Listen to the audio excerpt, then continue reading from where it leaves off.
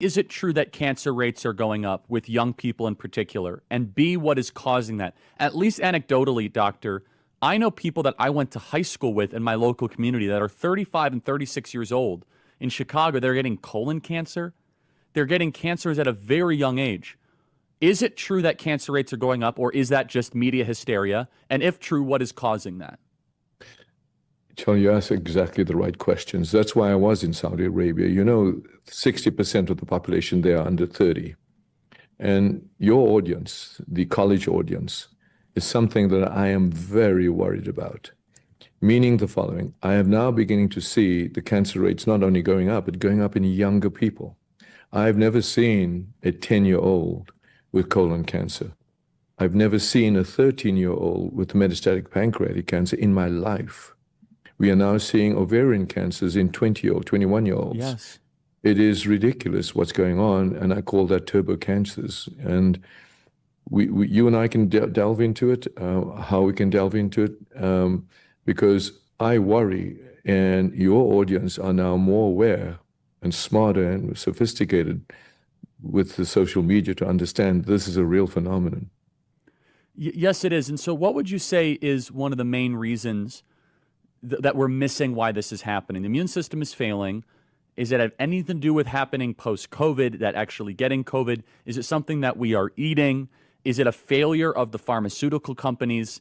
Because I can't imagine a 36-year-old friend of mine who, he bikes, he regularly exercises, he moderately drinks, he gets colon cancer at age 36. We're supposed to be getting healthier, doctor. The promise of modernity was that every year we'd get healthier, but it seems as if we're getting sicker. So it is a combination of all, Charlie. Let's delve into it. First of all, we now suffering the long-term effects of all the toxins. You're right. What we eat is the dyes and everything has been talked about with Secretary Robert Kennedy. The dyes that we eat, the issues, the toxins, the PFAS, which is actually used now, believe it, as fertilizers, but it's what they call these never chemicals, but it's in our milk and in our so-called organic foods. But then you compound that with two things I worry about. One is really the magnetic radiation that is happening. I don't know if you realize that our pilots in the military that's up in the air here are getting higher risk earlier of prostate cancer and bladder cancer.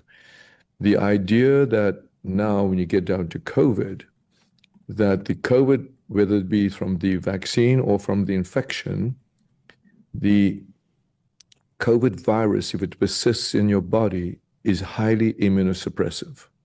So if you have the combination of the wiping out of your immune system and at the same time the immunosuppression of whatever you have, you now begin seeing this rise of cancer, colon cancer, pancreatic cancer, ovarian cancer, breast cancer, and very interestingly enough, I'm seeing so-called rare tumors that are no longer rare, glioblastomas.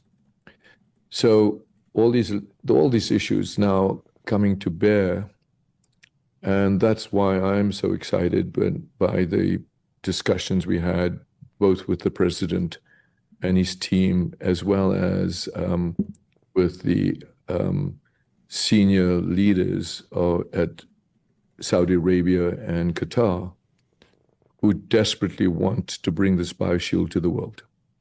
Yeah, so let's emphasize that. Is this cancer problem happening in distant off lands like Qatar and Saudi Arabia as well, or is this uniquely an American phenomenon? We are now seeing a pandemic, not only Qatar, in Africa and in the United States and in Canada.